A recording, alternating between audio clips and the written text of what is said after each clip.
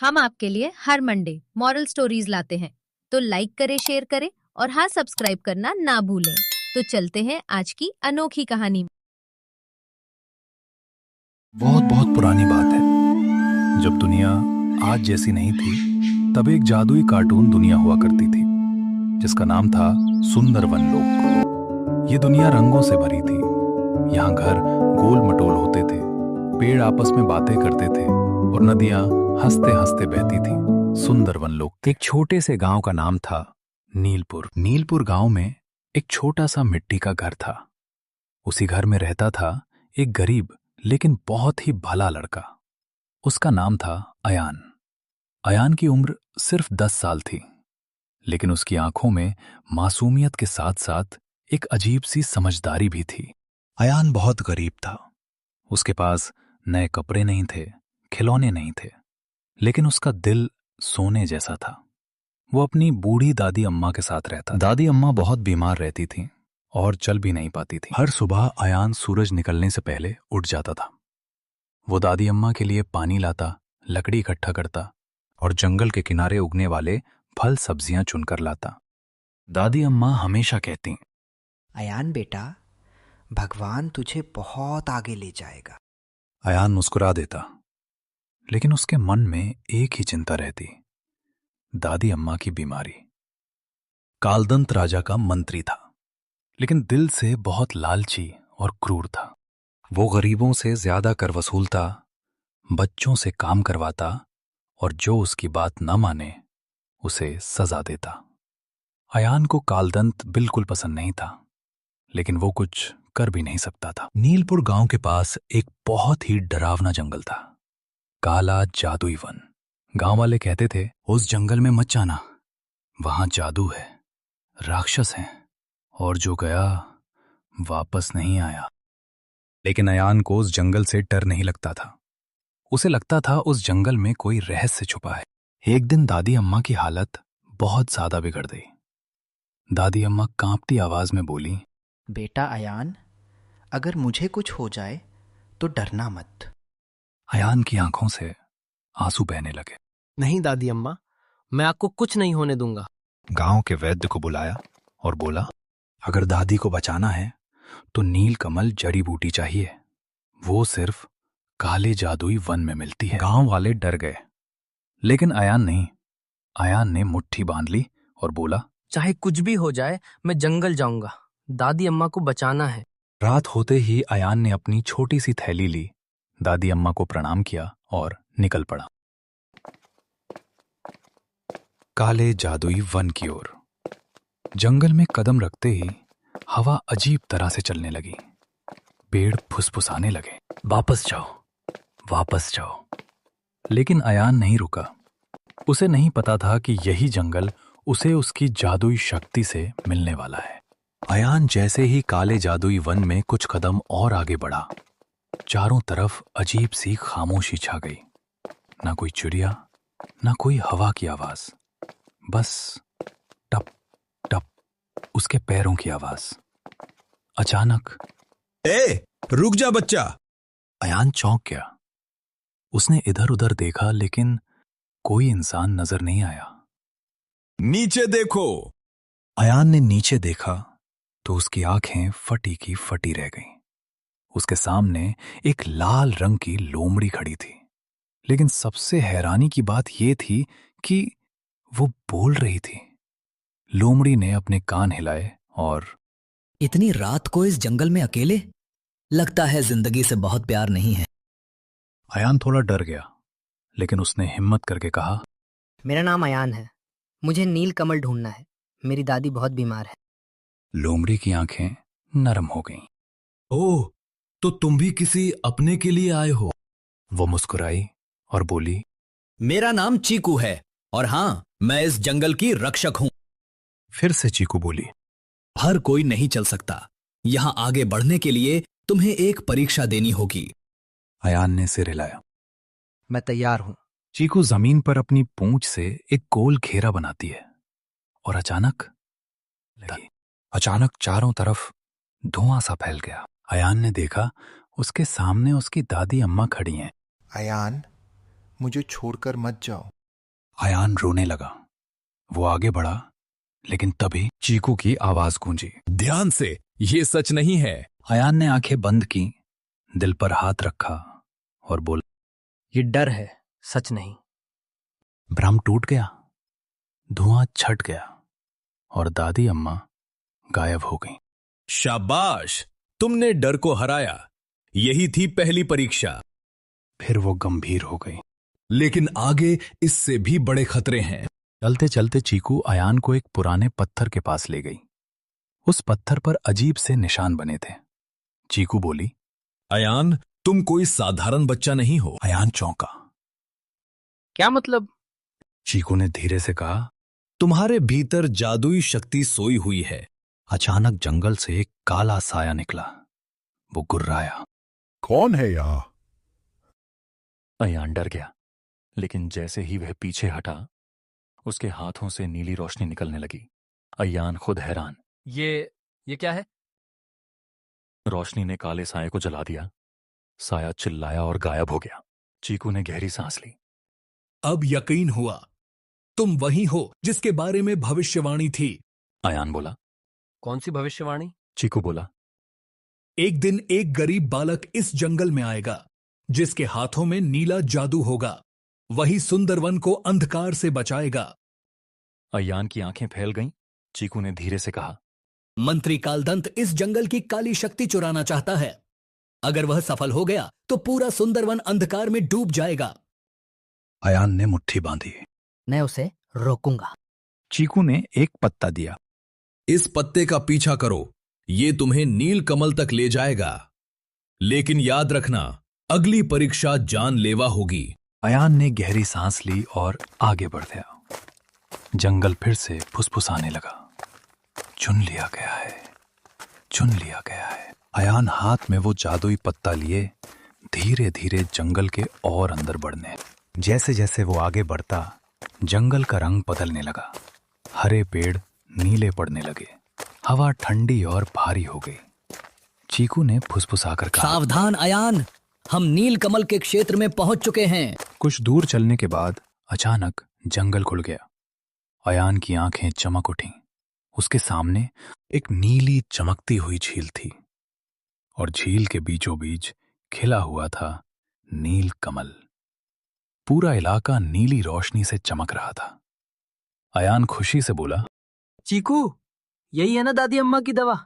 चीकू ने सिर हिलाया, लेकिन उसका चेहरा गंभीर था। हाँ, लेकिन इसे पाना इतना आसान नहीं। अचानक नीलकंठ राक्षस निकला। कमाल से उसका शरीर पत्थर जैसा कठोर था, आंखें लाल और आवाज गूंजती हुई। कौन है जो नील कमल को छूने आया है? अयान डर गया, लेकिन पीछे नहीं हटा। मुझे नील कमल चाहिए। मेरी दादी की जान इसी से बचेगी। नीलकंठ राक्षस जोर से हंसा। ये जंगल ताकत नहीं, बुद्धि और सच्चे दिल की कद्र करता है। अगर तुम एक सवाल का सही जवाब दोगे तो कमल तुम्हारा।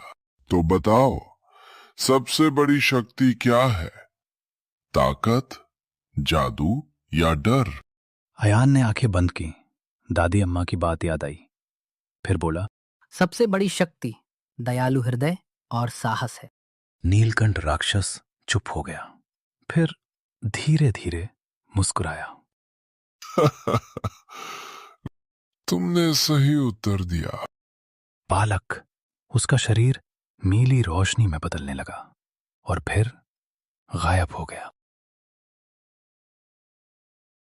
अयान ने धीरे से नील कमल तोड़ा। जैसे ही उसने कमल पकड़ा, उसके हाथों में नीली रोशनी दौड़ गई। अचानक एक बूढ़े संत नीली रोशनी से प्रकट हुए। एक बूढ़े संत नीली रोशनी से प्रकट हुए। अयान, समय कम है। मैं हूं गुरु नीलकंठ। मैं तुम्हें तुम्हारी शक्ति को नियंत्रित करना सिखाऊंगा। क्रोध नहीं, शांति से शक्ति चलती है। अयान ने आंखें बंद की, गहरी सांस ली। उसके चारों ओर नीली ऊर्जा घूमने लगी और गुरु बोले, अब अपने दिल से सोचो। अयान ने हाथ बढ़ाया और सामने पड़ा पत्थर फूल में बदल गया। अयान हैरान। मैं ये कर सकता हूं? गुरु मुस्कुराए। ये तो शुरुआत है। उसी समय किले में मंत्री कालदंत काले शीशे के साथ। तो वो बच्चा सच में जाग चुका है। उसने दांत पीसे। अगर अयान जिंदा रहा तो मेरा राज खत्म हो जाएगा। गुरु नीलकंठ बोले। अयान, तुम्हें जल्दी लौटना होगा। कालदंत अब सीधे हमला करेगा। अयान ने नीलकमल को अपनी थैली में संभाला और चीकू के साथ जंगल से बाहर की ओर चल पड़ा। लेकिन जंगल आज कुछ अलग लग रहा था। हवा तेज थी, आसमान काला पड़ रहा था और पेड़ डर के मारे सरसराने लगे थे। चीकू ने कान खड़े किए। अयान, कुछ बहुत गलत होने वाला है। अचानक आसमान में काले बादल घूमने लगे और उन्हीं बादलों के बीच एक डरावनी हंसी गूंजी। आखिर मिल ही गया। अयान का दिल जोर से धड़का। ये आवाज किसकी है? चीकू बोला। ये मंत्री कालदंत की हैं। काले धुएं से एक विशाल आकृति बनी। लंबा काला चोगा, लाल चमकती आंखें और हाथ में काली छड़ी। कालदंत गर्जा। कालदंत गर्जा। बच्चे, नीलकमल मुझे दे दो। तुम समझते नहीं, ये शक्ति सिर्फ मेरे लिए बनी है। अयान पीछे नहीं हटा। उसने जोर से कहा। ये कमल मेरी दादी की जान बचाएगा और मैं तुम्हें इसे लेने नहीं दूंगा।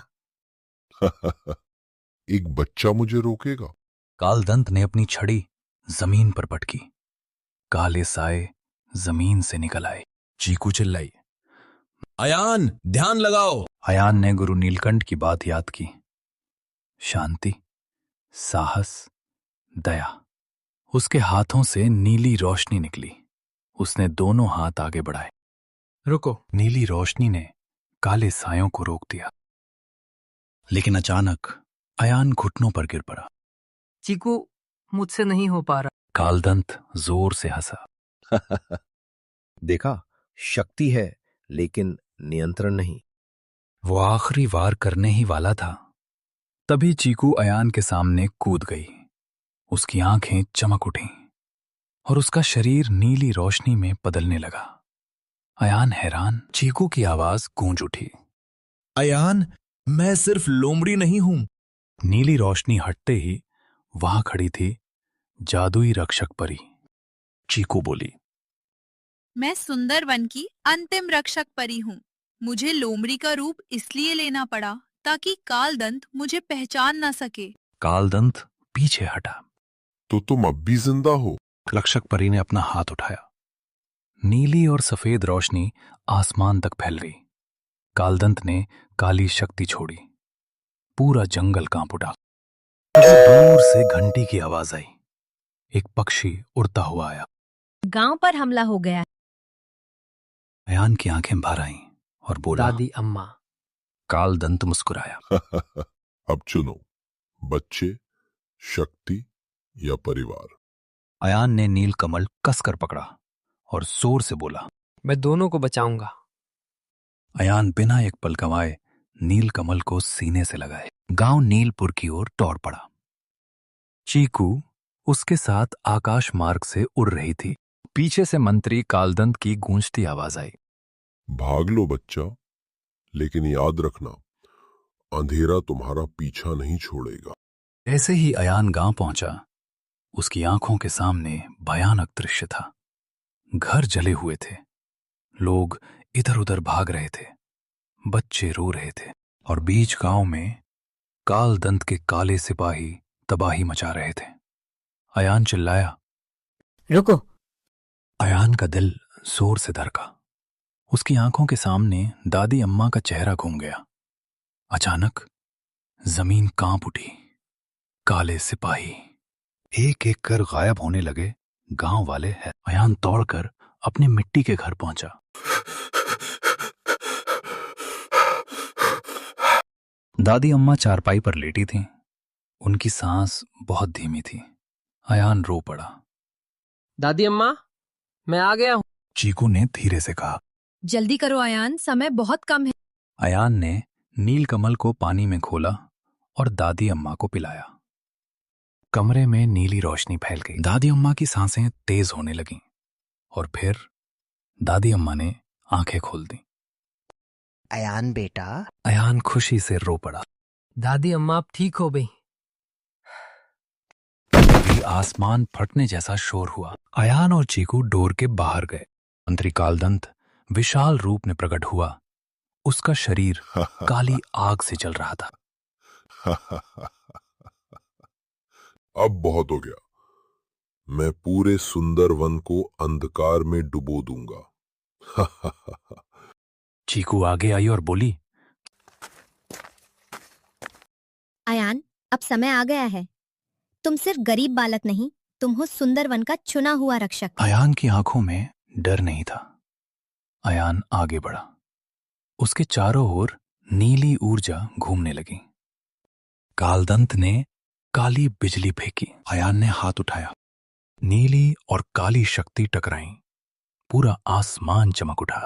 आसमान काला पड़ चुका था। बिजली बार बार चमक रही थी। पूरे नीलपुर गांव के बीच दो शक्तियां आमने सामने खड़ी थीं। एक ओर मंत्री कालदंत काली आग और अंधेरे से घिरा, और दूसरी ओर अयान नीली दिव्य ऊर्जा से चमकता हुआ। कालदंत जोर से गरजा। तुम जानते नहीं हो बच्चा, मैं भी कभी सुंदर वन का रक्षक बनने वाला था, लेकिन शक्ति मुझे नहीं मिली, इसलिए मैंने उसे छीनने का रास्ता चुना। उसकी आंखों से नफरत टपक रही थी। अयान शांत स्वर में बोला, शक्ति छीनी नहीं जाती, शक्ति सेवा से मिलती है। उसकी आवाज में गजब का आत्मविश्वास था। कालदंत ने दोनों हाथ उठाए और जमीन से खत्म हो जाओ। अयान ने आंखें बंद की। दादी अम्मा, चीकू और गांव वालों को याद किया। नीली रोशनी उसके दिल से फूटी। सुंदर वन की रक्षा। नीली और काली शक्तियां सीधे टकराईं। धमाका इतना तेज था कि हवा थम गई। कालदंत पीछे गिरा पड़ा। अरे नहीं, ये कैसे हुआ? तभी कालदंत ने छल से अयान पर वार किया। चीकू बीच में आ गई। नहीं अयान। काली शक्ति चीकू से टकराई। वो जमीन पर गिर पड़ी।